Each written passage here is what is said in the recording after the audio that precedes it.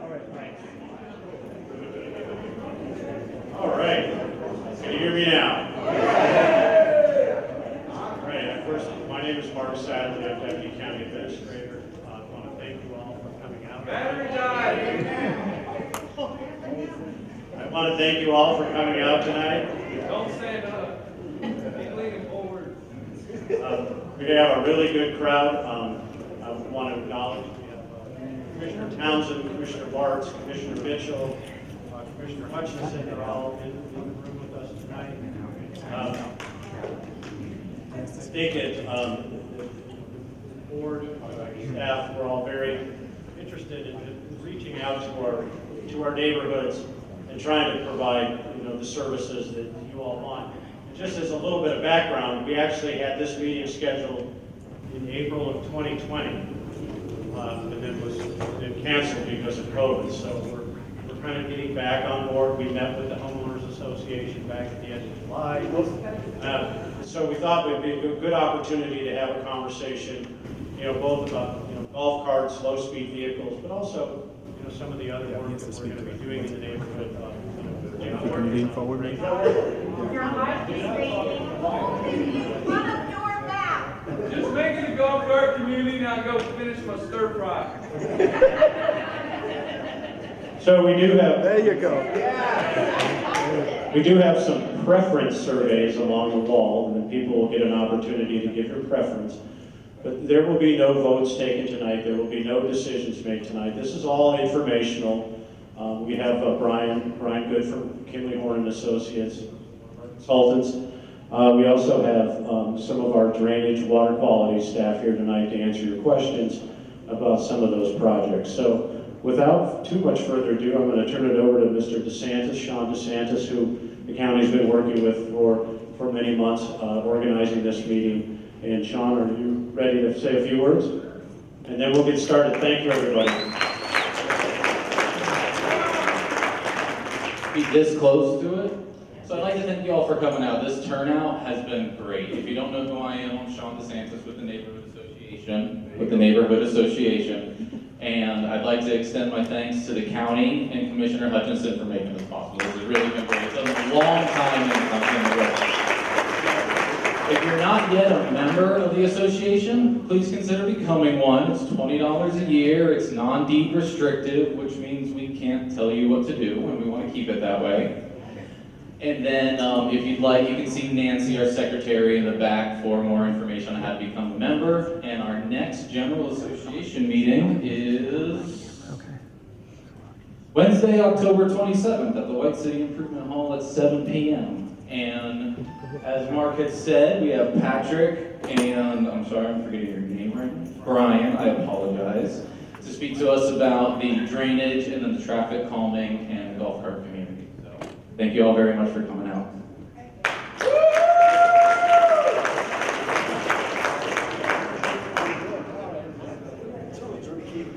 right, good evening, everybody. Hopefully this thing doesn't cut out too much on me, so if I repeat myself, I apologize in advance. Thank you all for coming out.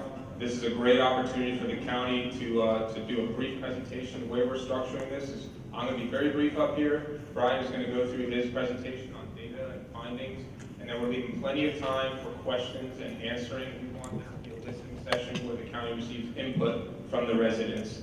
So thank you again. In the back is a sign-in sheet, as Mark mentioned. There's going to be a lot more outreach that goes out to you residents. Some of that might be in digital format, so please provide us a good email address. That's really going to be the best way for the county to make sure that your voices are heard on any of the questions that are brought up tonight. All right, so without further ado, we'll turn it over. So I'm going to go through a bit of the presentation overview.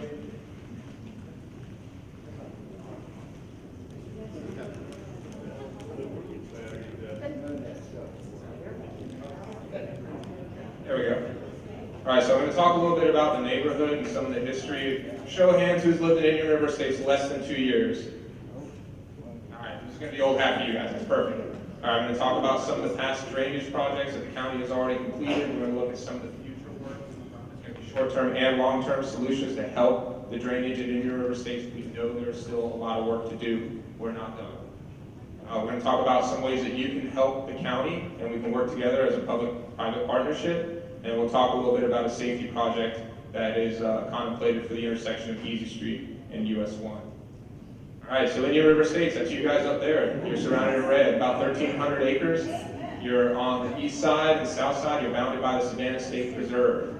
That figure on the right side, I don't know if all you can see it, but there's some green splotches in there. That's a soils map that determines where wetland soils are. So those are high water table, poorly draining, and that's part of the condition that was there before Indian River Estates developed. On the left-hand side is a photo that's well used in our parts anyway. That shows a couple of kids surfing behind a pickup truck on Easy Street, which used to go underwater all the time for larger tracts of Easy Street every time it rained.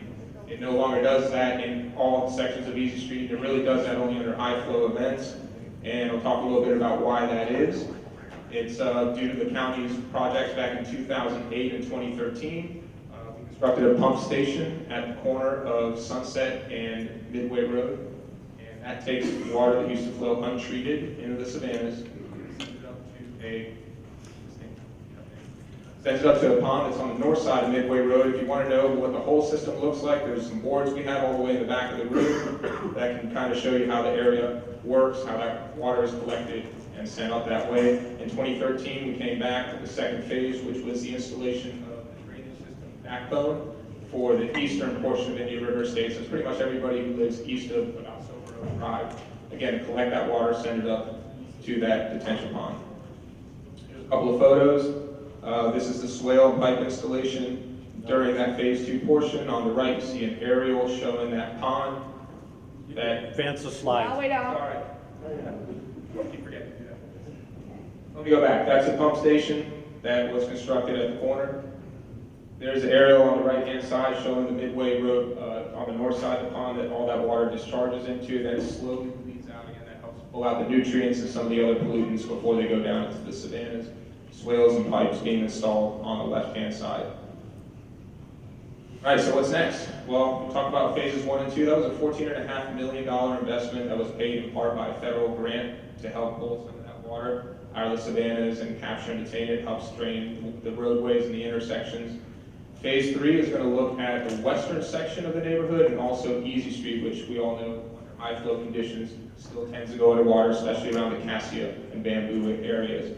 That red line, I don't know if you can all see it, but the red line indicates the overall watershed that comes into Indian River Estates. You'll notice that a good part of that to the south is the Savannah State Preserve water that still comes into the neighborhood and spills out on Easy Street.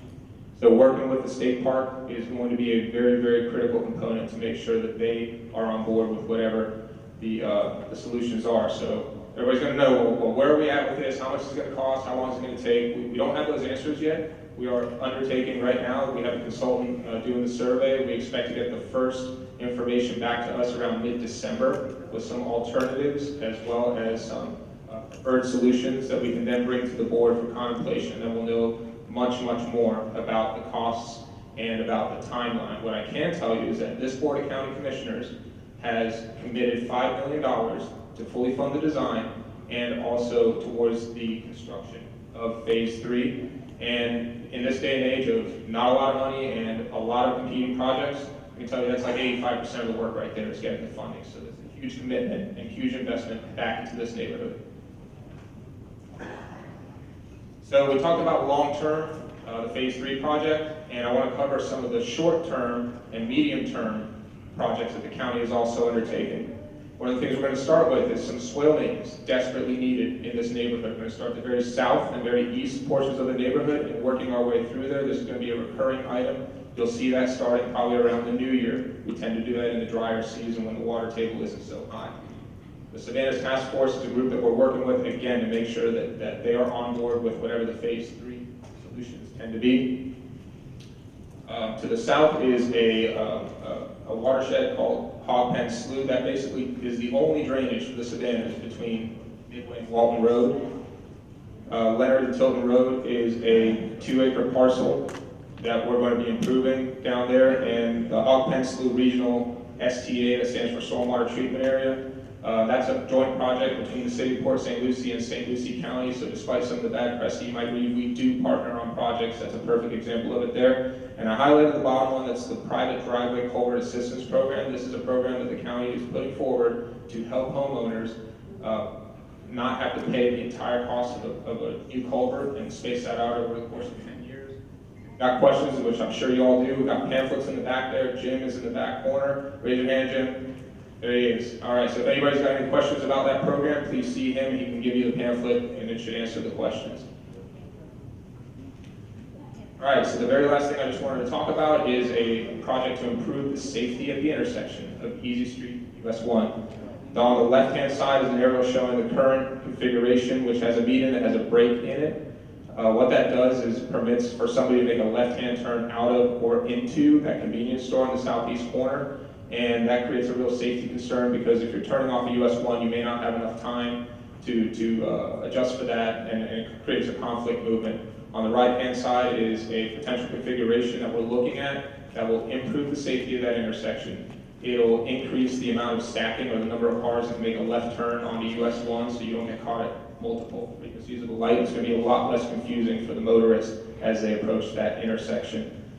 There will be more outreach that's done to those targeted either businesses or residences in that additional area, but this is just an opportunity to have this group here who probably uses that intersection quite frequently to understand about some plans that we have in the future for that.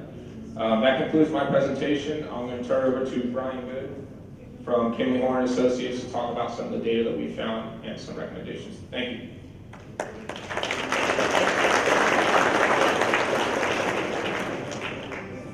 Good evening, Brian Good, Kimley Horn. I have a fair amount of information to share with you tonight regarding traffic calming strategies and data that we've collected within the community, as well as speak to you this evening about the golf cart designation and golf cart communities.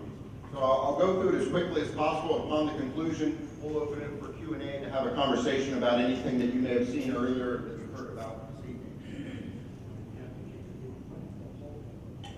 Okay. I can bring my golf cart, but CA is better. So regarding the traffic calming evaluation, I'm going to speak to you about the data collection efforts that has been undertaken by the county, excessive speed impacts within neighborhoods, different traffic calming strategies that are being evaluated to address excessive speeds, and then conclude with the recommendations that are being made on our behalf. So Indian River Estates is a fairly large community. We have about 2,000 residents.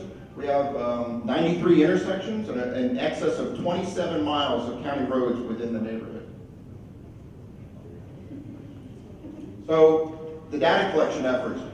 The county collected speed and volume data over a 5-day period from August 31st to September 4th, collecting 24-hour data periods over those 5 days to measure and quantify vehicular volumes and speeds within the neighborhood. It represents in excess of 120 hours of consecutively collected data, and we collected speed throughout the neighborhood. The dots on the right represent where the data collection stations were deployed through the community. So we have existing posted speeds. As you're probably aware, Midway Road's posted 40 miles an hour just north of the neighborhood. Easy Street's posted 35, and the majority of the neighborhood streets within the community are 25 miles per hour. So, data characteristics. So I'm going to go through the 5 days of data collection rather quickly. You'll see some similarities, and we'll try to sum it up as far as the similarities as results to the data that we're collecting. So of the 46 data collection stations, on August 31st, 11 stations collected data that represented vehicular speeds in excess of 10 miles an hour over the posted speed limit. So over 35 miles per hour within those communities, or within those streets, rather. 65% collected data on the streets that represented vehicular speeds in excess of 5 to 9 miles per hour. The areas on the right are the locations where vehicular speeds were in excess of 10 miles or greater than 35 miles per hour within the community. So this is the following day. You'll start to see similar trends where about 30% of the internal roads within Indian River Estates have vehicular speeds in excess of 35 miles per hour that were measured. and then about 65% are representing vehicular speeds around 30 to 40 miles per hour.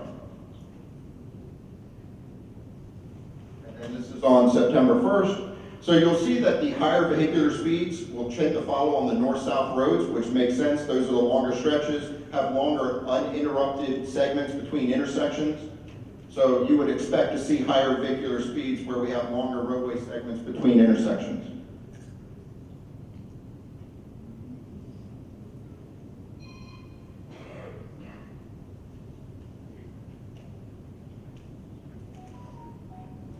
So excessive speed impacts the neighborhoods. Excessive roadway speeds impacts roadway safety to bicyclists and pedestrians.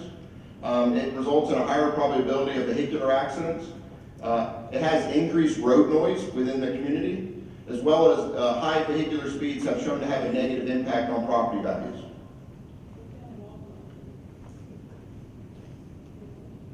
I hit those.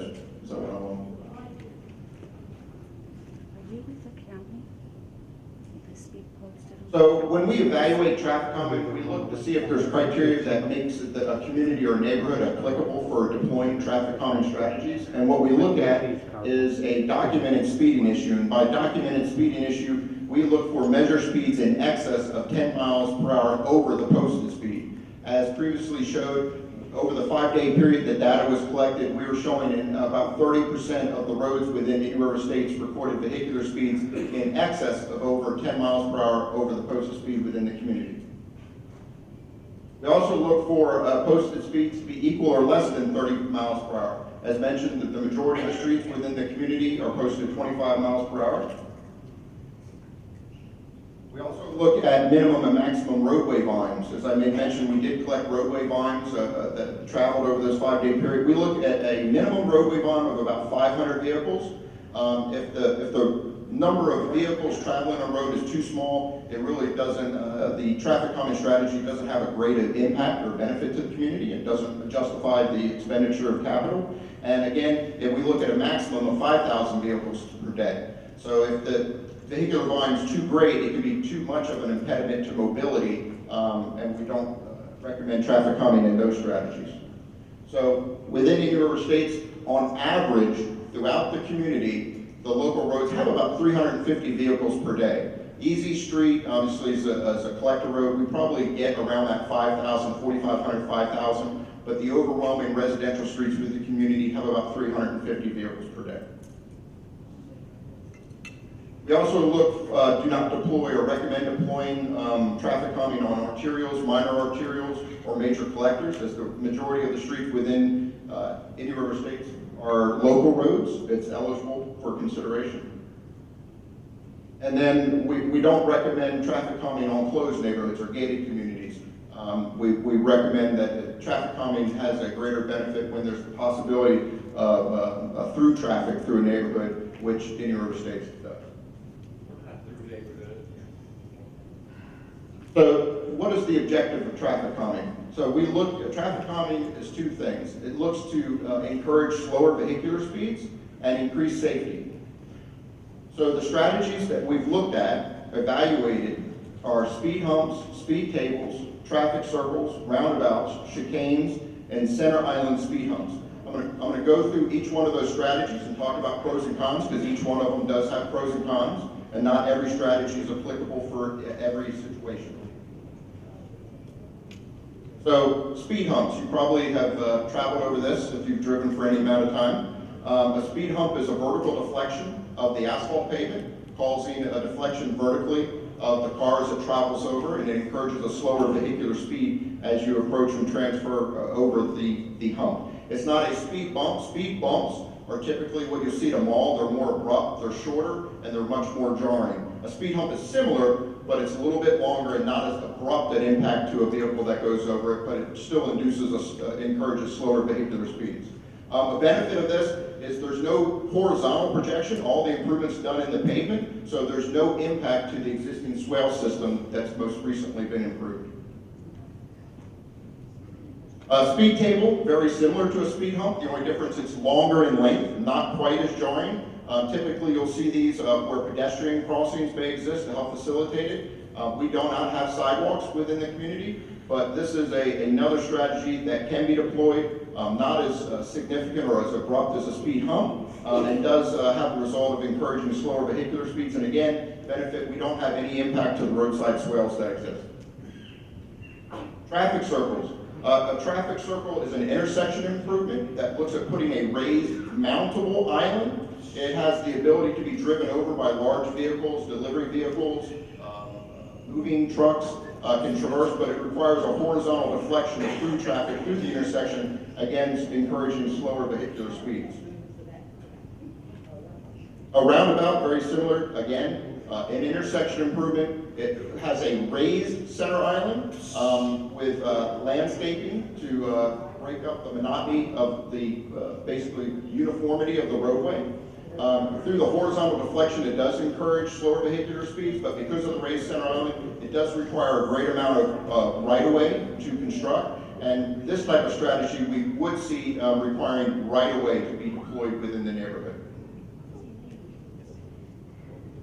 So a chicane, it's a fancy word for a horizontal deflection. Basically, you'll see these in more urban environments. It's a horizontal deflection. We are recommending that should the county consider this, we do it in concert with some street trees. Street trees provide the benefit of giving the impression of a more constricted and narrowing effect of the right-of-way, not so wide open. I made mention previous, usually if you can get the feel of, when you go through a construction zone and you drive next to the barrier wall that's placed close to the road, typically that induces drivers to drive more slowly because they feel that constriction or the reduction of the roadway width. The street trees provide a similar constriction of your site and providing further enhancement. The downside of chicanes, because of the horizontal deflection, it would require culverting or enclosing of the roadside swale where they would be considered.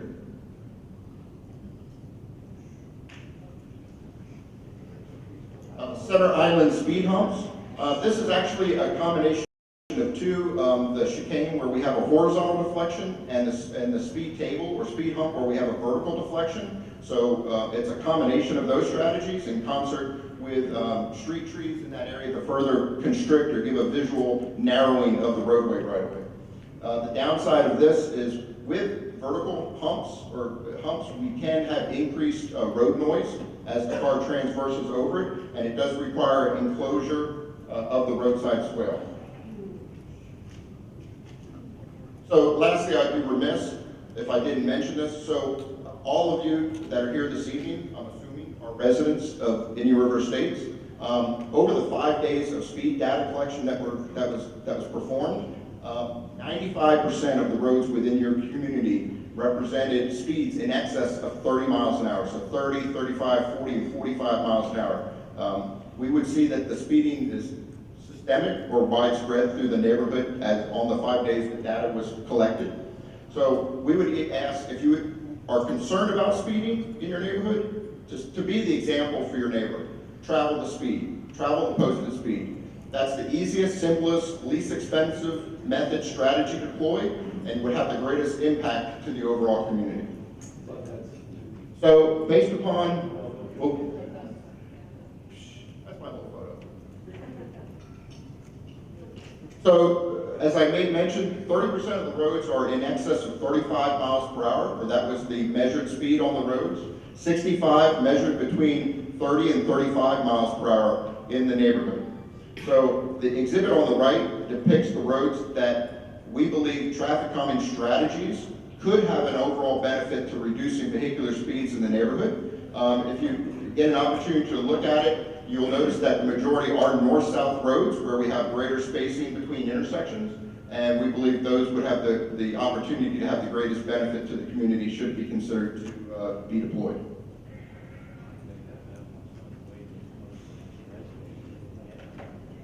Let me get a drink for a moment.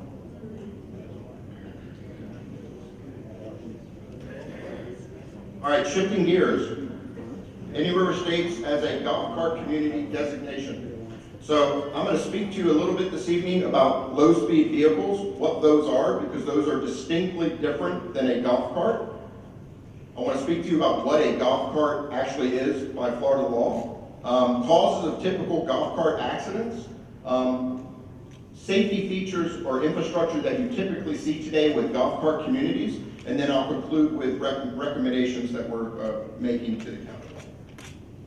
So a low-speed vehicle. A low-speed vehicle today can be operated on the county road. It does not need special action by the Board of County Commissioners.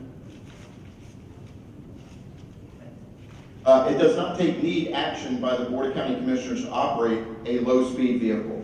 A low-speed vehicle, by statute, must be registered, titled, insured. You have to have a valid driver's license to operate the vehicle, just as you would any other vehicle that you place on the county roadways. The one limitation by statute is you cannot operate a low-speed vehicle on a road posted greater than 35 miles per hour. Why are we here? So, low-speed vehicles have safety features such as windshields, mirrors, headlamps, parking brakes, front and rear turn signals, stop lights, tail lights, reflectors, seat belts, and a horn. Those are all safety features that you have to have on your cart to operate it as a low-speed vehicle. So a golf cart, by statute, a golf cart is a vehicle designed to operate on a golf course or for recreational purposes. It does not require to be registered, titled, or insured. It does not require a driver's license to operate. By manufacturing, the golf cart is not designed to travel in excess of 20 miles per hour, where a low-speed vehicle is manufactured to travel up to 25 miles per hour. And it requires county authorization to operate on county roadways. So safety features that are associated with golf carts by statute consist of, you have to have brakes, you have to have a steering wheel or steering apparatus, you have to have tires, a mirror, and a front and rear reflectors. So to consider operating a golf cart on a county road, a safety evaluation must be performed, and it evaluates things such as vehicular speeds, vehicular volumes, vehicle characteristics, as well as items such as hours of operation.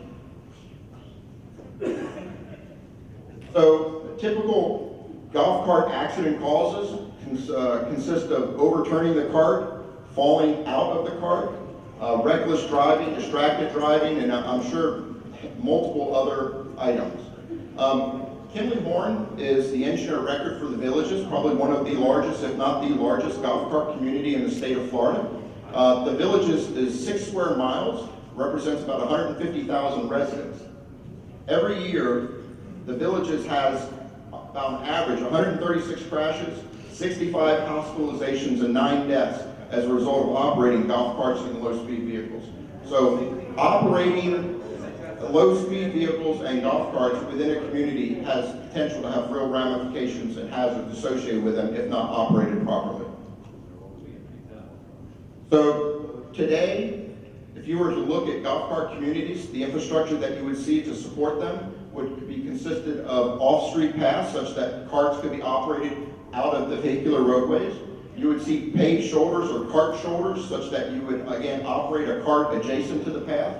You would see sidewalks. By statute, if you were to operate a cart on a sidewalk, the sidewalk has to be no less than 8 feet in width. And then you would see designated signage within a community in notifying vehicular drivers as well as cart operators appropriate areas where they're to be operated. So you're probably familiar with your own neighborhood, but this is a shot along Seagrave Drive. It's a rural roadway, which means that it has roadside swales. There are no sidewalk facilities, no paved shoulders. We have swales immediately adjacent to the road. In some areas, we have very steep embankment or cut slopes between the roadside swale and the road. And we have minimal street lighting. Basically, we have one street fixture at pretty much every intersection that I went through and noticed. Again, Palm Drive, very similar, same infrastructure. And then this is looking along Silver Oak Drive, kind of giving a better perspective in this area, the relationship between the roadside swale and the edge of pavement. So our recommendations. So a golf cart, by statute, is not permitted to operate on roads that have posted speeds in excess of 30 miles per hour.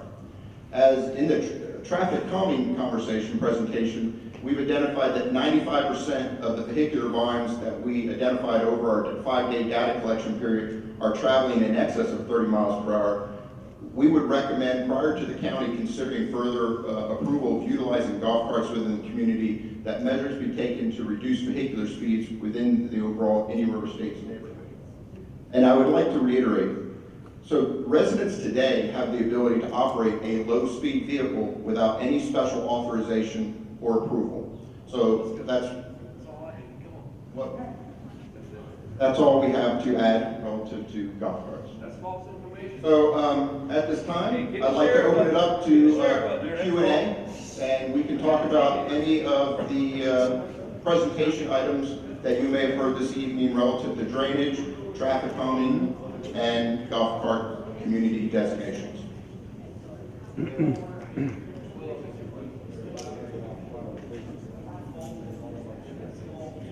So if you would be so kind to raise your hand, and I think we might have a microphone if you want them to come up. So if we can line up on the left-hand side, and then come up to the microphone and ask your question, and we'll see what we can do about getting you an answer.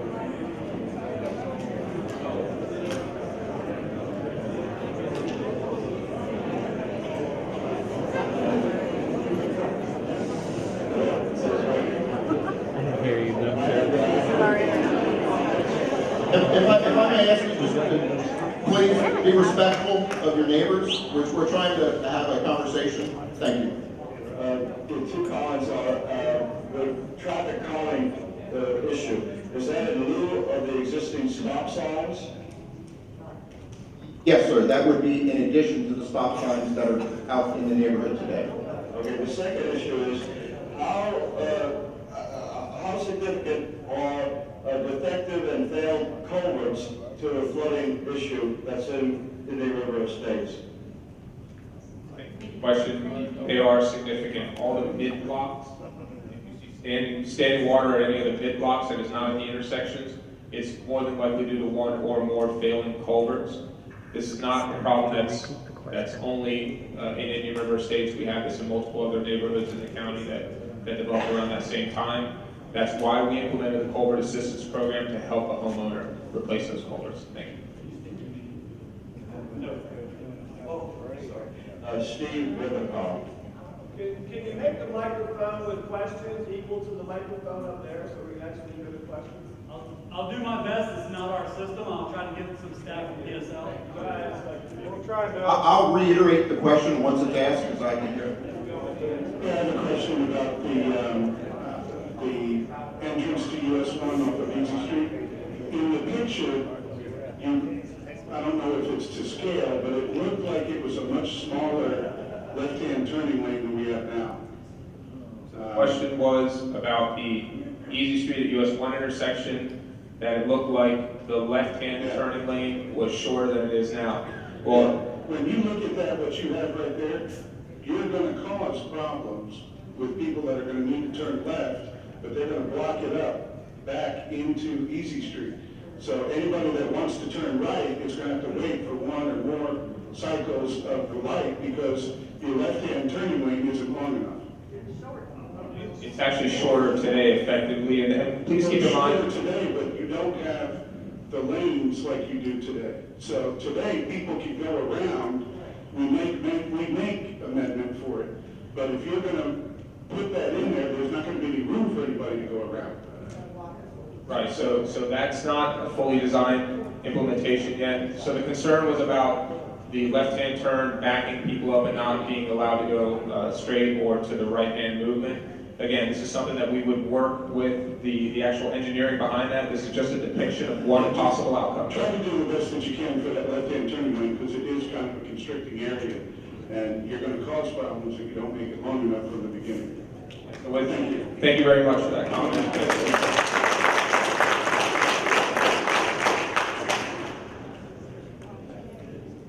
Hi, my name is Judith Murphy, and I've lived in Indian River Estates for 17 years. I never had a problem getting in and out on the US 1, and I really think all this money you're talking about spending could be better spent on the swales. I have tried. The dug out periodically. And I have tried for 2 years to get my swale dug out. And to me, this isn't a good answer. The guy told me, well, if you dig out your swale, it's gonna make your yard flood. Does that make any sense to anybody? If my swale is deeper? Yes, it does make sense. How does it make, well, anyway, digging the swale out. My swale is filling up with dirt. I've gotten letters that my culvert has, failed, which it hasn't. I did finally get somebody to come out and blow the dirt out of it. The swale is filling up with dirt. The culvert is filling up with dirt. I live on Rancher Trail, and there's part of the street collapsing somewhere down by Howard. I feel like Rancher Trail is like the redheaded stepchild. Nothing has happened there that would help anyone. And I just want the water to drain out of my swale. Thank you.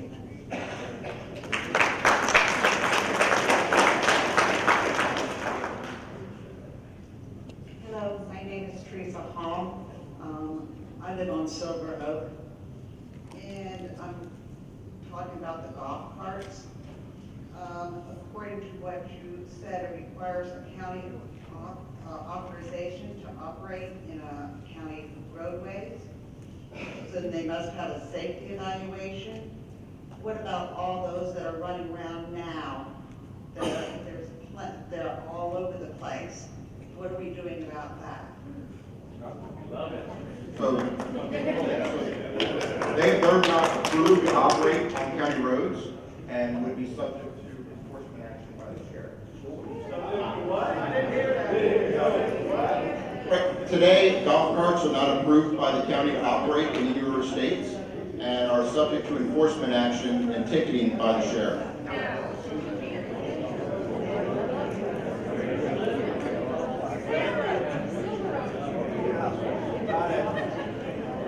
All right, let's keep going. Hi, my name is Gary Baruch, and I'm Angela up in Easy Street. And we've been there for about 16 years. We've been there. And when we came there, it wasn't too long after we got there that somebody decided that we had an emergency there. We had to get water. And they assessed us all $6,000 a flat, whether you wanted the water or not. And it was supposed to have been paid off in 11 or 12 years, and that's still on my taxes. I just paid my taxes in November, it's still on my taxes. And then we had those drains that they're putting in. And the way I understand is that the outfit went bankrupt or something.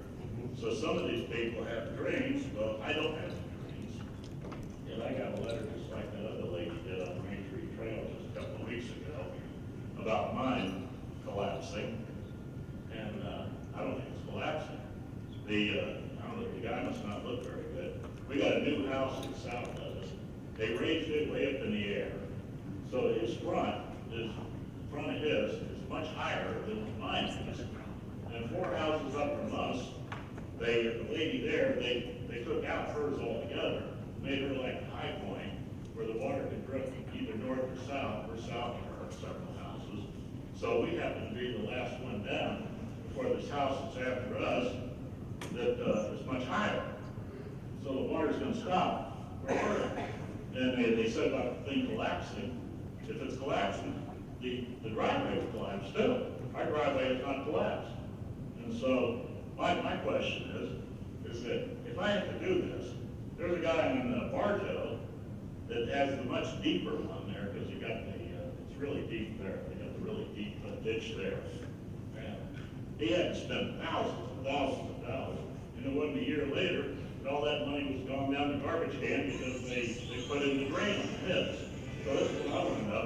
If I have to spend a bucket load of money to put in this thing, this culvert thing, is somebody going to come around in a year or so and then take it all back up again and put it into drains like they've done on whatever, the third or half of the Indian River states? Has it? We don't.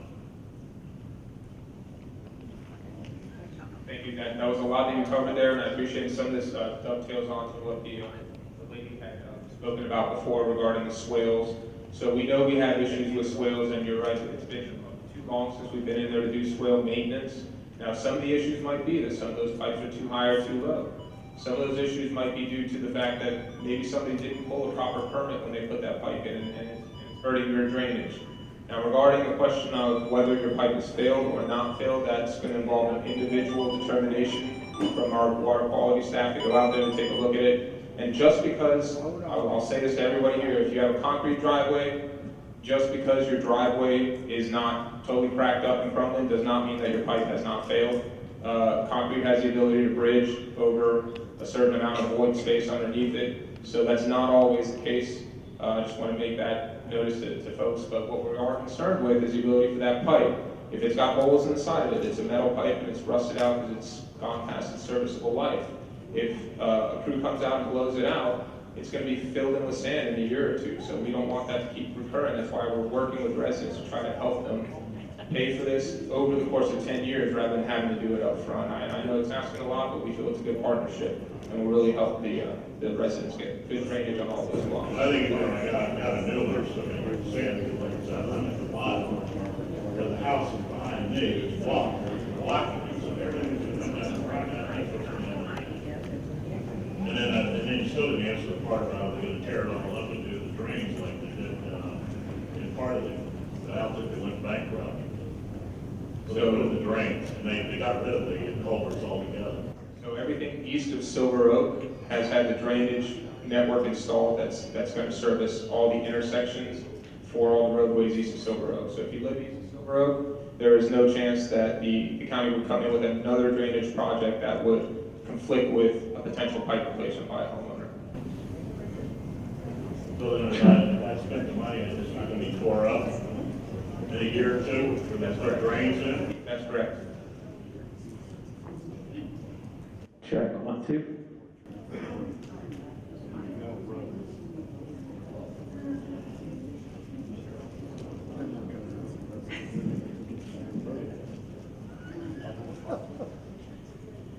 My question has been asked many times, and that's the traffic on Midway.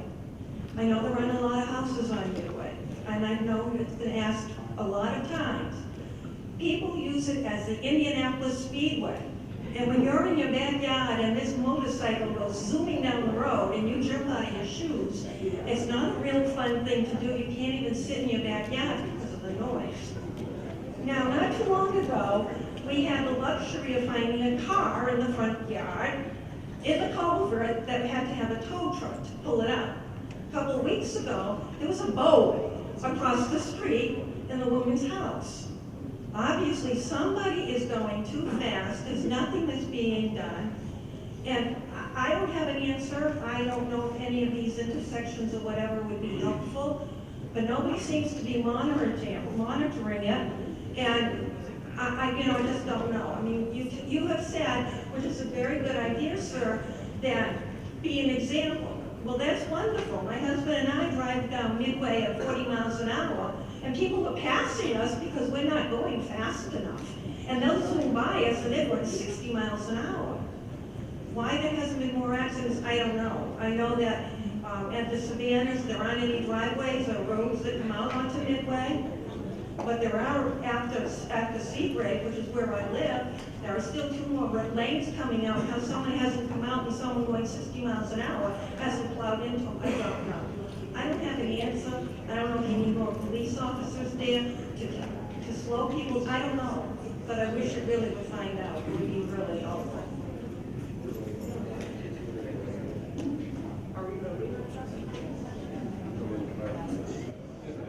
So, Midway would not be appropriate for traffic calming because of the arterial purpose that it serves, but it would be worth having a conversation with our law enforcement officers regarding enforcement. We can't legislate or pass,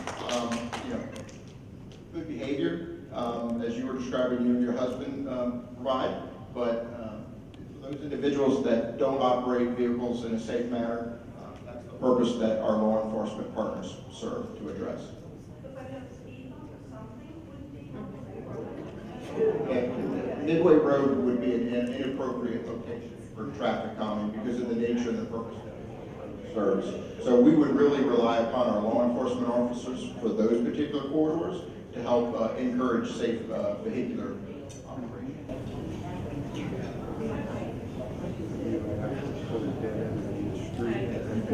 I just don't still understand how we're gonna fix the drainage by just putting in new pipes. With the elevations being so different, if you go down almost any street, as the gentleman, to piggyback on the gentleman that just talked previous to me, they're up and they're down, they're up and they're down. So how is just digging out the ditch and then putting a new culvert in gonna make the water flow? When one is high, one is low. And is there, my question too, is there a guarantee that when you're done digging out the ditch, does this mean that the water definitely will flow and not sit there? Thank you for your question. You're absolutely right that if you have a situation where the pipes as you move along the roadway are not at a proper flow line elevation, you have one that's higher, that's downstream, one that's lower, then, you know, water finds its own level, so of course you're gonna have some water that stacks behind there. Now, when we are implementing the soil maintenance program, we are going to try to do a full sweep of any block that we're doing the soil maintenance on, identify any failed culverts, work with those residents to try to get them to replace their driveway culverts, and also if the culverts are found to be not in line, as you suggest, we will also reach out to those residents and let them know that they may have an issue as well that is blocking back the water. So if I spend the money and the neighbor who might be a little different decides not to spend the money, then I'm wasting my money, basically? So, for those residents that unfortunately choose not to do the right thing, the answer that we have, and it's really the sole toolbox that the county can use, is to levy code enforcement action on that resident for failure to maintain drainage. But is there a guarantee that that drainage is going to be effective then? I mean, where does it actually drain to? With the maintenance even, I took a walk around a couple of blocks today, and even where they have those grates to let the water drain down, they're all covered with vegetation. So you're not gonna have a flow even if it gets to where it's supposed to go. If just driving out here tonight, looking along Easy Street, the water, the culverts are open, but the water's still sitting. So how are you going to actually make it flow? That's what I don't understand. I mean, I'm not the engineer, so. You should be. You're speaking a lot of common sense to everybody in this room, right? How's the water gonna flow? How's it gonna get off Easy Street? That's what that phase 3 project is gonna look at. Does it require a pump? Does it require some other type of implementation? We're gonna look at those alternatives, but to your point, ma'am, I think Easy Street is always been, it's the furthest from the pump station, it's the furthest south, it's most impacted by the Savanas.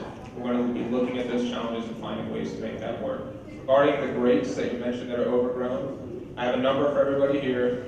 It's the number for Road and Bridge. If ever you see a pothole or something else that needs specific location, specific attention, 462-2511 is our Road and Bridge number. You can call to make a work order or send a foreman out to work with you and address it. Call Jim. But there's still no guarantee it's gonna work when you're done, is that correct? I mean, can you guarantee that you're gonna get it to flow when you're done spending all this money? Do our best to make it meet the appropriate levels of service that we have, but as far as, I don't know how to define that. Engineers don't really work in guarantees. The drainage will be improved to the extent that it can be improved, given the limitations of the neighborhood. I mean, I had this well dug out, I don't know, 10, 15 years ago probably. And in the 30 years that I have been there, I have not had any difference between the amount of water that's in my swale.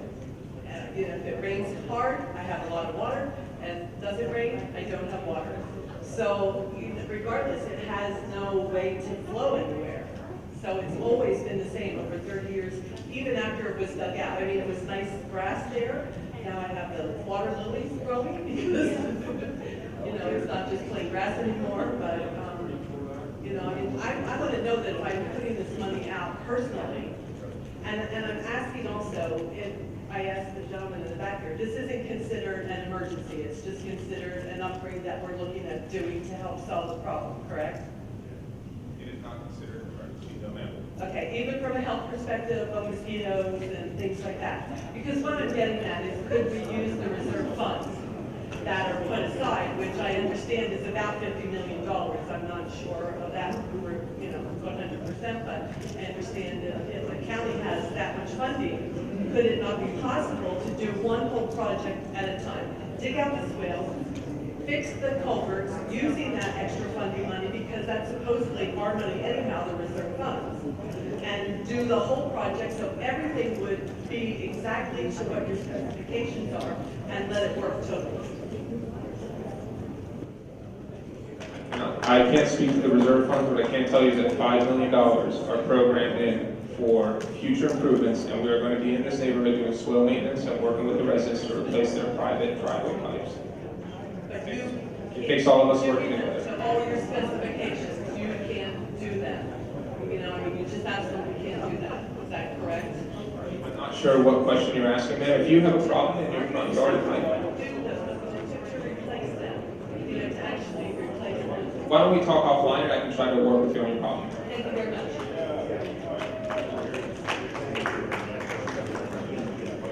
Hi there, my name is Julie Wigard. I've lived in Green River Estates for almost 25 years, so I've seen a lot of changes here. I know there's a lot of important issues here tonight, and I thank you all for being here and actually bringing it to the forefront. I know it's a start, nothing's perfect, and it is what it is sometimes, but as far as the corner of Easy Street, I happen to go to that little store all the time. So I'm not sure if you had mentioned you were going to cut off the turn into the store, which is what you said, right?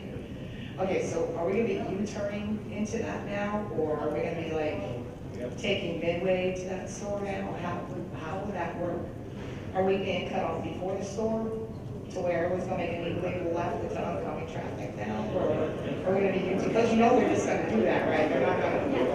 That's one question. You know what's going to happen, right? They're just going to shoot right into the grass area. But, at least the left, at least we had a designated left to the store. So that's the one question I have. Is that, so you said that's not for sure, that's still, you're working on it? Yeah, and let me just reiterate, this is not a decision that has been made. This is something that we're exploring. We're going to do more outreach with those residents and that business owner and work with them. This is projected to use safety money from the state program. This is going to be coupled with potentially local county money, or maybe all paid by the state. But yes, it would cut off that left that goes into the store. It's generally considered based on the distance to US 1 and unsafe movement. We certainly don't want to encourage drivers to go into oncoming traffic. That's what it will do if you block it off. So we would look at all that. You bring up a good point. Thank you. The other thing was the speeding. All right, I know we've had, I guess, I don't know when more residents, I know a lot more houses are built than there were. There were like 300 homeowners when I first moved into Indian River Estates. As far as the speeding, I think for the most part, the homeowners are respectful. I know there's some renters that have visitors that come, and a lot of the time they're used to like driving on higher speed roads. So when they get into Indian River Estates, I think they're not really paying attention. I think it's other roads, and so as far as all the homeowners are trolleying along, doing the speed limit for the most part, maybe within 5 miles here and there, but as far as going fast like that, it's never, I've watched it, like I've sat on my front porch, I see, it's normally not the same cars that are the neighbors' cars. I get it, I mean, if we all do the speed limit, it will cut it all down, of course, but I think for the majority we do. I guess on the other part, as far as the golf carts, I think Indian River Estates is very light, I think for a couple reasons. First, because we're not a typical homeowners association where they tell you what to do and when to take out your garbage and when to cut your grass and what color to paint your house and how to park your car, who can visit with a motorcycle, and that's not what it's supposed to be, and I hope it never gets like that. I don't know if others have moved from other homeowners associations, and they expect that maybe from Indian River Estates, but as far as my opinion, I really appreciate that we have the freedom to kind of, govern ourselves and be respectful and do the right thing.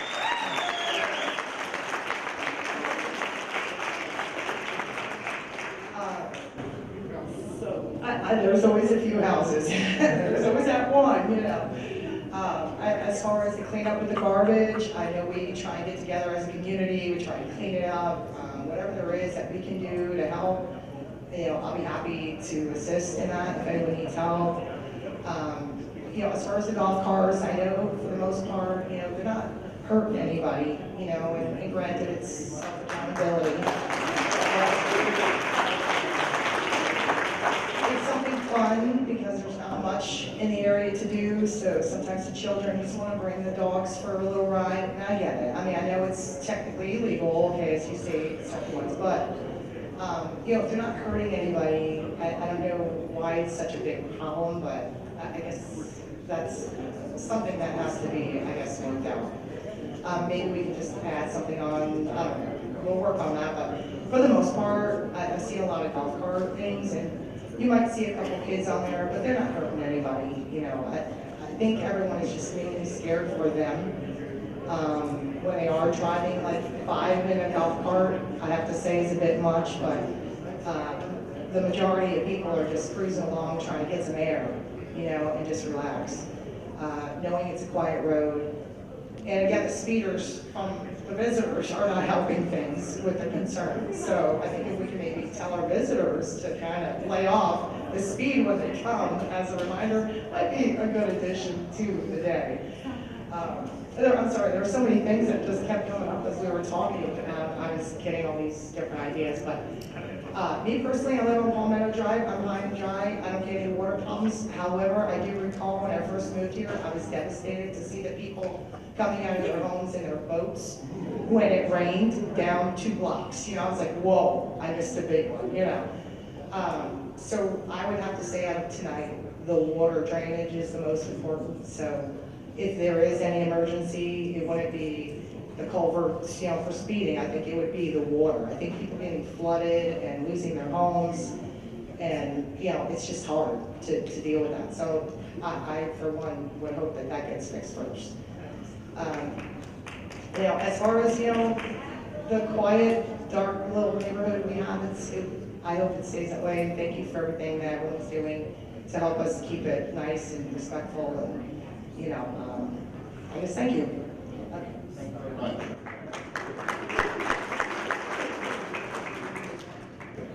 Hi, my name is Dina. I live on Buchanan. And I want to know if we can revisit the golf cart. It kind of ended on a really quick note. And I'm not sure if this is for the commissioners, for Gibby and Kimball, but if I'm understanding it right, you are not recommending at this time we become a golf cart community because of the speeding issues. But I don't understand if that's just totally squashing the project. I thought we were brought here tonight to do a round table to find out the pros and cons. We have all these charts up, and if you're not recommending it, does that just mean the whole project is squashed? I'm not sure why we are here and all the charts are here if it's a dead issue. And I just want to make sure the commissioners know as well, you know, as bad as COVID was and being put on lockdown, how devastating that was to many people, the golf carts actually provided many people as an avenue to get out of the house. And I can't tell you how many wonderful neighbors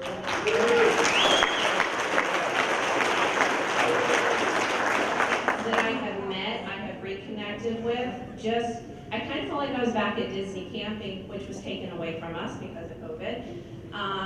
You know, Disney is county roads. They have it's Orange County Police Department policing those roads. When you go into that community, the campground, you have to sign something that says these are the rules. You have to be a licensed driver. You have to pull over for cars. You have to stop if there's a bus. And you're ticketed if not. And I accepted those rules taking that golf cart. So I'm not sure why, you know, maybe our wonderful homeowners association could come out with little placards that say, we know these rules and we'll follow the rules and we'll pull over for cars, you know, that we will abide by rules. So I'm just kind of wanting to revisit the golf cart issue and you know, whether it's to the commissioners too to know if it's a dead issue and why we're here tonight. So thank you very much. So it is not a dead issue. I mean, that's the reason why we're here this evening, to have a conversation regarding it. It's our requirement to make a recommendation. And at the present time, it's our recommendation that vehicular speeds are too high within the neighborhood to allow for safe operation of golf carts. That's not to say that's the end of the conversation. That is merely part of the conversation. So at the present time, we're recommending back to the county that measures be taken to reduce the vehicular speeds. The county could further consider the ordinance. The issue that we're having regarding the way that the statute's written today is there are a number of opinions by the attorney generals in the state that limit the county's ability to make the statute more rigorous and require more safety requirements, require the driver to be in excess of 16 years of age, licensed, insured. So there's some challenges relative to developing an ordinance that could provide for all the safety measures that would allow for safe operation of golf carts within the community. So initially, right now, as we see it, the vehicular speeds are too high to allow for golf carts to be operated. Again, that's not the end of the conversation, that's merely part of the conversation. Okay, then, are you two gentlemen up here are commissioners? Is that, I guess what I'm trying to find out is what's next? And then I'm curious too, I understand we can't be a golf cart community at this point because of speeds, or that's your recommendation. But looking at the low speed vehicle, I think my golf cart matches everything but the seat belt. So as soon as I put seat belts on it and I register it, then I can ride on it. So that's kind of like, I add one safety feature to my golf cart and we're up and running. That's a true statement. So if you bring your golf cart in compliance with a low-speed vehicle, you provide for the safety elements that are identified, you register it, you license it, you insure it, you're a licensed driver that operates it, you're allowed to operate that vehicle. You can register a low-speed vehicle and operate it today without any action on part of the county. Okay, thank you.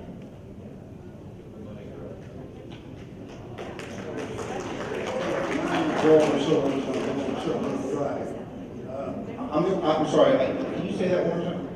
Your name and address? Walter Souls, South Oak Drive. So, Bill made a great comment about our intersection redo there. The main thing that's wrong with that intersection is the traffic light itself. It's too long. Absolutely wait forever for that thing to change. So, that's number one problem. And extending that turn lane, it can make that improvement on that intersection. And second of all, this gentleman made a great comment about law enforcement. 2 months ago, they started enforcing the golf cart rules in there and stuff like that. More presence of law enforcement in there, more visibility, and the speeds went down significantly in that neighborhood.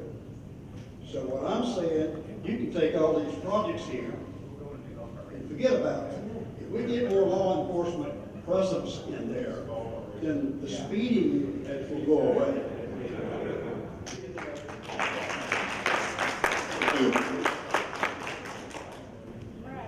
Thank you for your comment, Walter. I will, just so the audience knows that regarding the lights on US 1, there is a project that's being almost complete now by the Department of Transportation, who really operates those signals on US 1 to do advanced traffic management. That's going to help coordinate those signals on US 1. Anyone who's driven on US 1 knows you catch one red light, it seems like you catch every single one.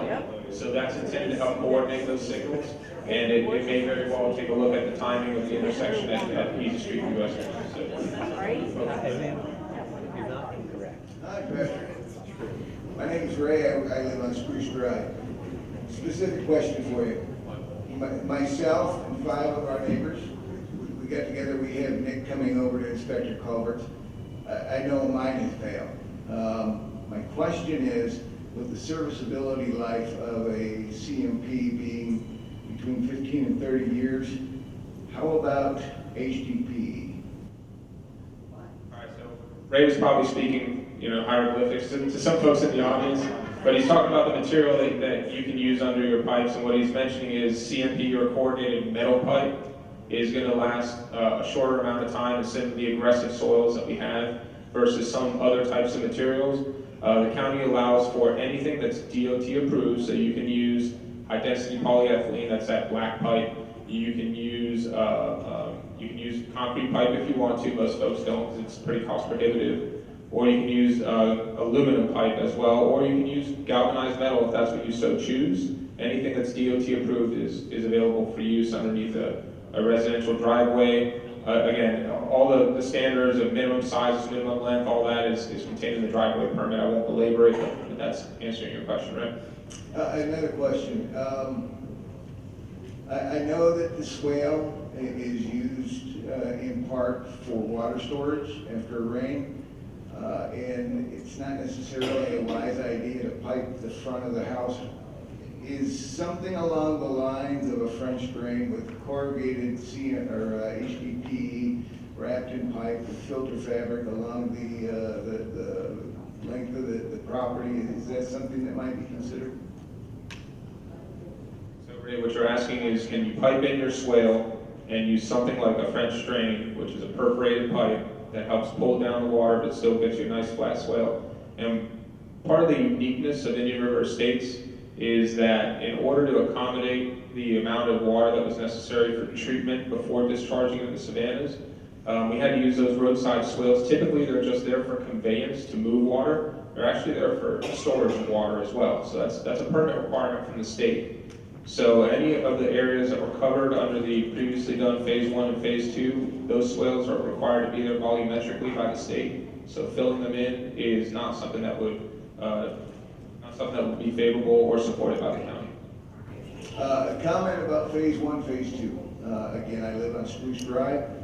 My history with St. Lucie County is that I've seen water standing in the swales for weeks and months at a time. However, after you've completed phase 1, phase 2, I've not placed a piezometer out there. However, what I've noticed is the water in our swales, at least on Spruce, doesn't sit there so long, so we're getting really good percolation. So what you've done so far has worked out very well. I do not own a golf cart, nor do I own a quad. And if those of your friends and neighbors who have never witnessed it, for those of you who participate in the golf cart parades, invite your friends. That's quite a show.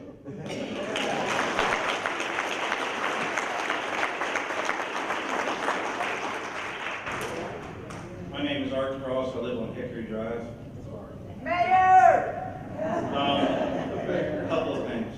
First off, we all know that there's a lot of stuff going on here between the intersection, between everything that's going on. It's all been a lot of work. Everybody's got their minds in on it, got their hands in on things going on.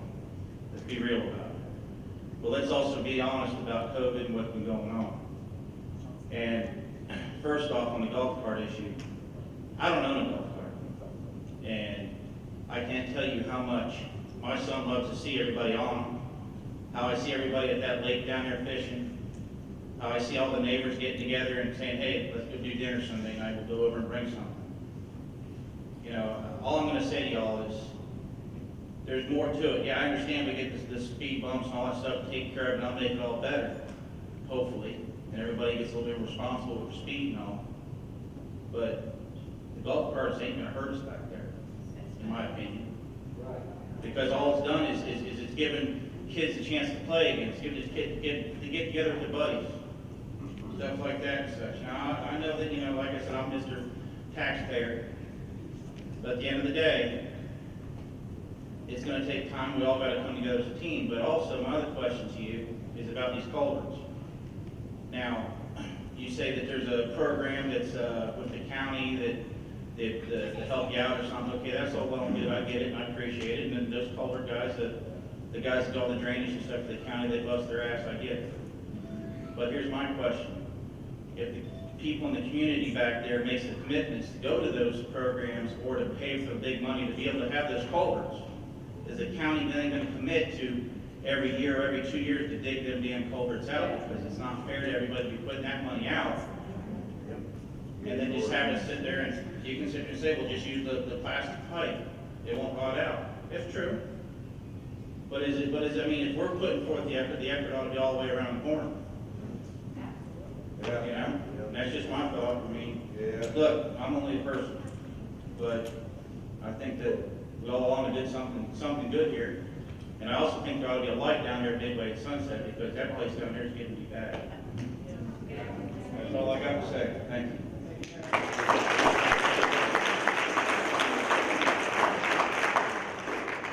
How you doing? I'm Joe Caleb on Mangrove Drive. And I want to know about these golf carts. What's the age limit to drive these? So by statute, should the county commission take action to allow for golf carts to operate, the statute identifies that you may be as young as 14 years of age to operate a golf cart. Okay, I've seen children as young as 5 to 7 years old on these golf carts. These children don't even understand the rules of the road or understand the golf cart, and they're as afraid as they could be when they come across another vehicle. Okay, I witnessed it myself one night. I don't want to witness it again. Okay? Yeah, well, that's enough there, okay? Next question here. All right, come on, let the gentleman ask this question, please. Thank you. Next question. The traffic circle, the roundabout, the cha-ching, and the Center Island speed hump. Where are you going to get the room to build these? Or the golf cart lane? I mean, there's only so much space. Are you going to start taking land away from homeowners to make those? So, thank you. So, those are strategies. We're not proposing at any time to do golf cart shoulders at the present time. And the only strategy right now that's identifying that we believe would need additional right-of-way beyond what the county currently operates within the community would be a roundabout. And we do see that as being a negative based upon that strategy. So there's, as I mentioned, there's pros and cons of each one of those. All of those are not very applicable for every situation, but they have to be, the pluses and minuses of each strategy needs to be measured against the benefit that would be provided worth the implementation. So right now, there is no proposal to acquire right-of-way based upon it. We're merely here to discuss the strategies and discuss the pros and cons of each so that you can have the opportunity to provide feedback as you're doing. The landscapers can't even get their trailers through in the river estate sometimes. That's how tight the property is. Okay? Thank you. Yeah.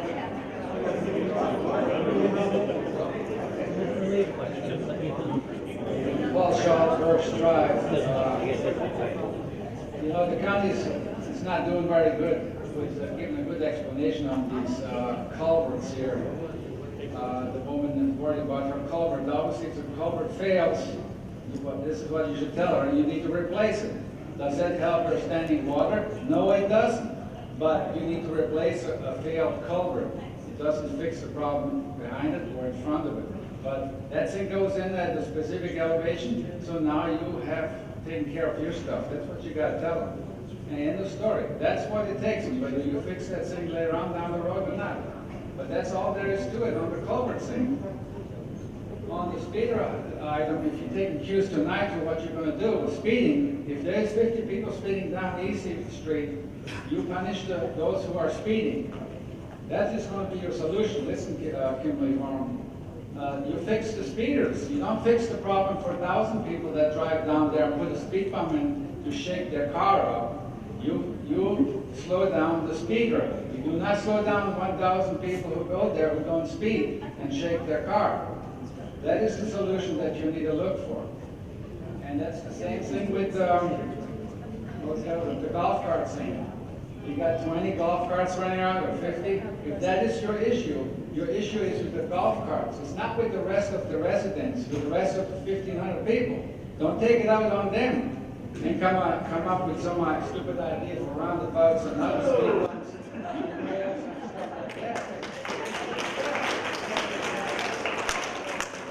That's how you fix them. So all three items are fixed easily.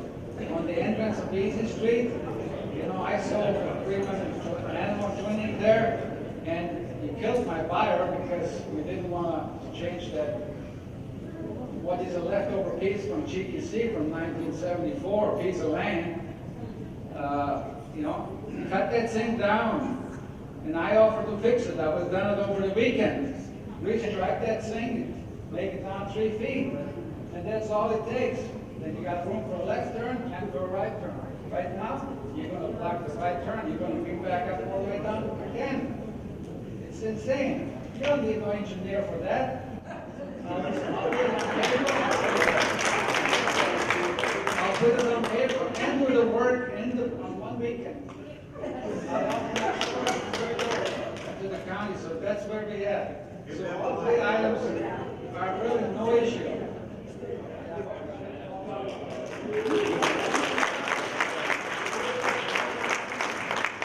My name is Cecily Jarvis, and I've lived on Sunset for 32 years. And I'm going to try and keep my brain together, but I want to say first about the drainage. I've noticed that there's quite a bit of new construction and has been going on for the last 2 or 3 years in our subdivision.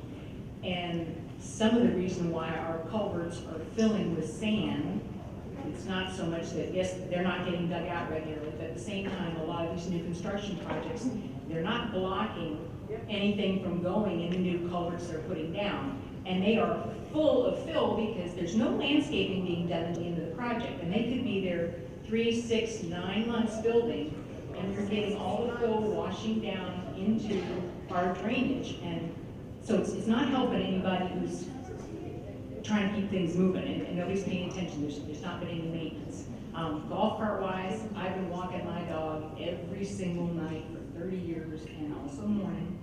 I go by Palm Park, which is between Palm and Seagrape, and I'm going to tell you, the golf carts, it is a problem. We used to have grass where we could walk our dogs. Now, because of the 3-wheelers, we got motocross bikes going in there. We got golf carts with kids that are 5, 6, and 7, no parents in sight.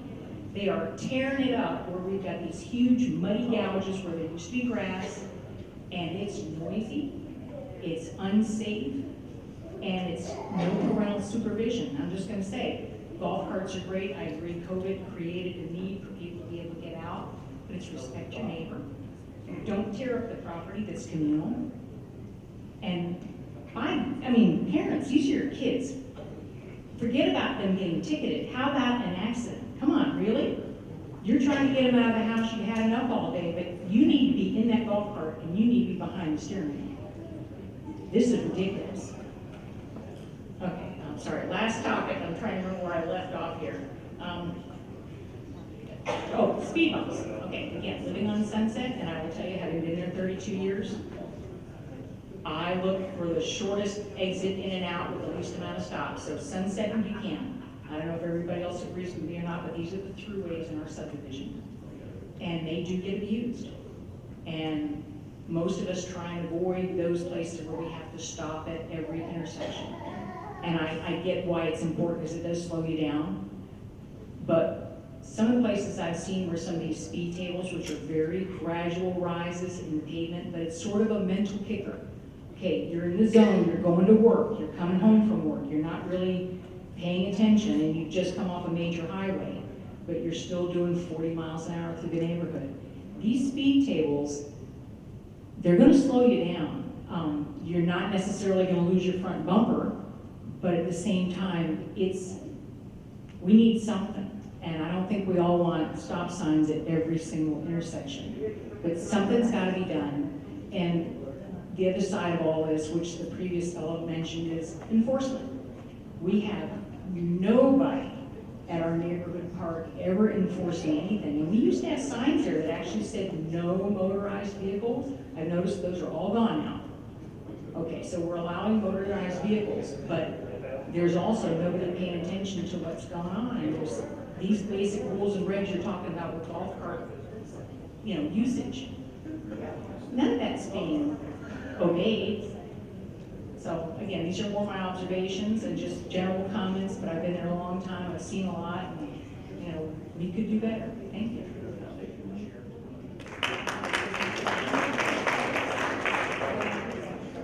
Hi, my name's Lila Norman. I live on Palm, the racetrack, and I've been there for 19 years. And I can tell you we need something done with the speeding because it is dangerous. People, if you have a light at each intersection throughout the neighborhood, kids cannot walk, kids cannot ride bikes.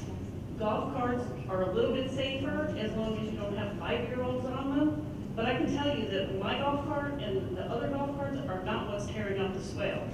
It's not what's tearing up people's properties because our golf carts don't have those tires on them.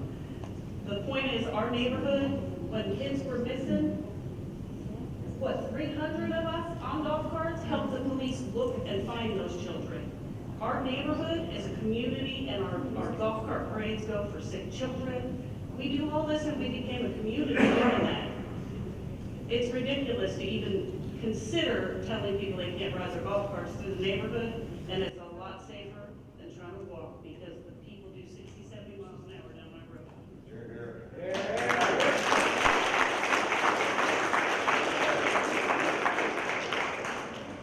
Hi, my name is Robert Doty. I live on Birch. Been in the neighborhood for 20 plus years. The biggest thing I see with the drainage problem is the county has failed us by failure to maintain the drainage system has caused the culverts to collapse. Anytime you have water just laying in the ditches, that's just eating away the metal pipes. And that's what's caused most of it. I spend all of my day around our neighborhood mowing lawns, that's what I do. And I see it all the time, just like one lady said. The main problem is we have a contract crew that is supposed to be maintaining at least the main culverts, the main ditches, stuff like that. They walk in there, they just hit it with a weed whacker, just nonchalant, and just keep on going. Who is watching them? I mean, I'm in the neighborhood all day long, every day, 7 days a week. I see it. I see the contract crews every day. A lot of times I'm ahead of them, a lot of times I'm behind them. If I'm behind them, I know I still got to weed whack the ditch, because they ain't gonna do it. You know, the biggest problem is the contract crew. No one's maintaining them. No one's watching them. No one's walking around and policing them. They get paid, they get their money, and they move on. No one cleans off all the wrong problems that are laying on the grates. So that's one of the main problems, is the contract crews not being policed. No one's watching, no one's doing their job. You know, so that has caused our culverts to fail. When you can't get water to disperse, it causes our culverts to fail. The second question I had, for the speed tables and stuff like that you talked about, is the county going to put forth the resources? Are they going to put forth the money to actually put the speed tables in, or speed bumps? I mean, we know we have a problem with speed, and that's why we're here to address the speed. Does the county have the money to put those types of items in place? If not, why are we here? I mean, what are we doing? I mean, the county, if we can't get the commitment from the county, and they don't have the money to do it, it's a moot point. Thank you for your comments. So I'll answer it in two ways. One, the contractor that you mentioned that mows the right-of-ways, those are overseen by our road and bridge crew. So I will pass along word to their project manager to make sure that comments and concerns are being addressed. Second part of your question regarding the funding, and is the county going to commit to? Well, part of it is to listen to the residents here, and if there's an appetite for speed calming, traffic calming devices at all, the county would be very, very remiss to do it without making sure the residents are supportive of it. So it's just the beginning of a conversation.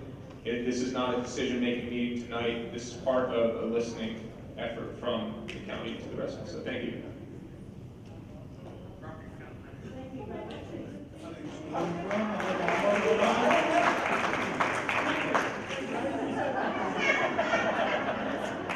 live on Myrtle Drive, and I'm asking you directly a question. Why should I have to pay to replace my culvert? That the county destroyed my culvert. I fought with the county for years, I finally gave up. My house, I own 2 lots. One's supposed to flow north, one's supposed to flow south, according to the county. Guess what? Every other pipe that's been put in after my house is higher. I mean, who's the idiot that signed off on these other pipes as being at the right grade? You know, now my pipe is ruined because the county will come there constantly and blow it out. Okay? I'm not paying for that. I'm not. You gotta do what you gotta do. Send me registered letters, send code enforcement, whatever. I am not paying for it. I fought with you guys for years. They came there and cleaned the ditch out about 10 years ago. Guide wire off the power pole. Broke it off. Nobody ever fixed it. Nobody from the county ever wanted to hear about it. And all they would tell me, oh, you just want a new driveway because it's crap. It's crap because you did it. I didn't do it. Okay? Blow my pipe out constantly. Telling me they're going to re-engineer the ditch. You can't make water go uphill. okay? I'm just not paying, okay? The golf carts, go crazy. Only one request out of the golf carts, y'all need to get some dimmer headlights. Point your headlights down a little bit, but golf carts, go crazy. Pipe, I'm not paying to fix mine. I fought with you guys for years, got no response for years. I finally gave up. I'm not paying for it. Do what you gotta do to me.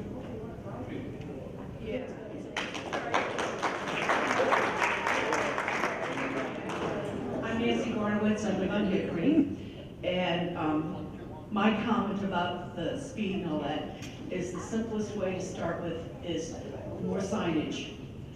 There are streets, yes, you're saying it's posted on each street. No, some streets do not have the 25 on Easy Street. They don't, some of them do not have them on Midway. Why not take some of the extra stop signs and repost the speed limit to remind people what the speed is, because maybe they forget between stop signs. The second thing is, in conjunction with the little girl who got killed by bus stops, and Indian River Estates is a dark area, and most of us like it to be dark, but there should be some signage to let the people who don't have kids know where the bus stops are, and the bus stops need to be one-sided, and parents need to park on the side that the kid gets on the bus so they don't have to cross. So that's the things I would like you to do. Thank you.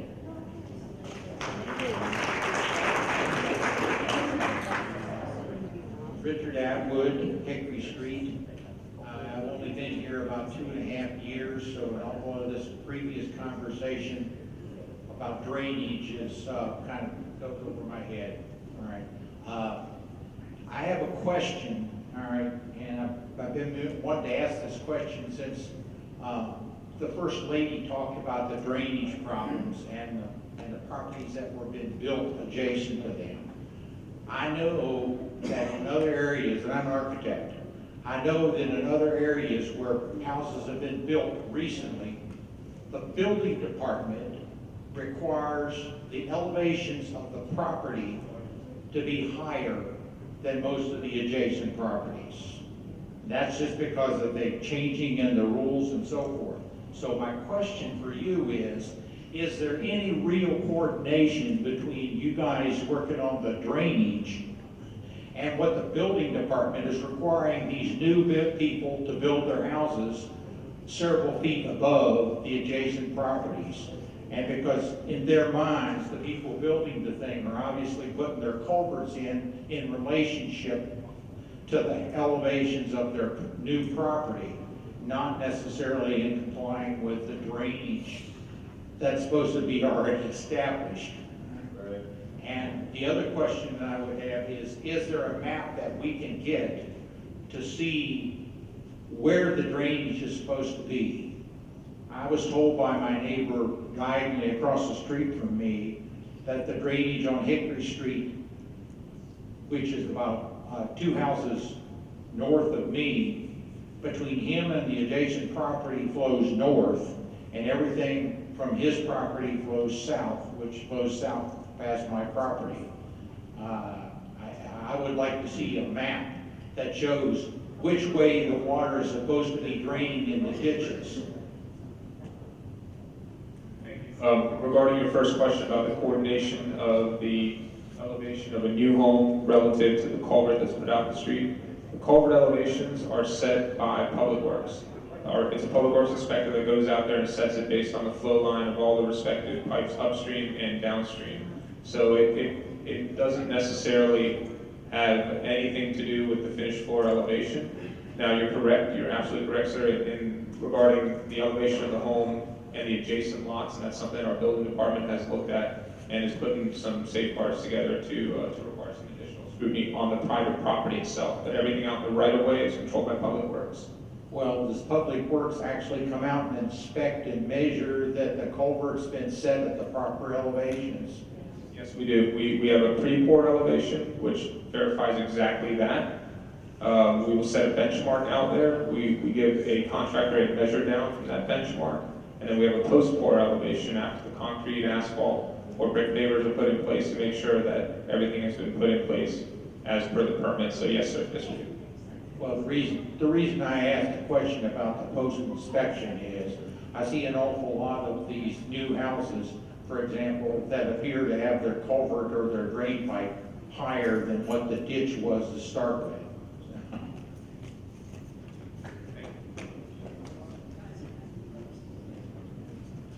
Good evening, Junior Well, Buchanan Drive. I used to have the drainage issue when I lived on Palm, but that was part of the first stage y'all took care of when I was in that project. But my concern is, ever since I've been out there, is we need a sidewalk on Easy Street. I mean, it's starting to boom out there. You got a lot of families moving out there. The revenue's coming in. I mean, we really need to look at getting a sidewalk on Midway. I mean, I've almost hit kids going to work early in the morning, you know, out there at the bus stop. There's no lighting. That is something, I mean, we all got concerns, you know, going on here, but that is another thing that we need to jot down. We need a sidewalk and we need some lighting on Midway Road, on Easy Street, I'm sorry, on Easy, bad. It's dangerous. It's a dangerous road. My name is Wolfgang Weber. I'm on Myrtle Drive. And the only thing I thought about is the speeding. All you're going to do is waste your money. Because like those two gentlemen from law enforcement are going to attest to it. If I'm a speeder, I'm going to slow down, but now I'm going to speed some more to make up my time.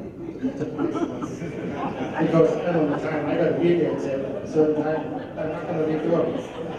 So you waste your money all the time.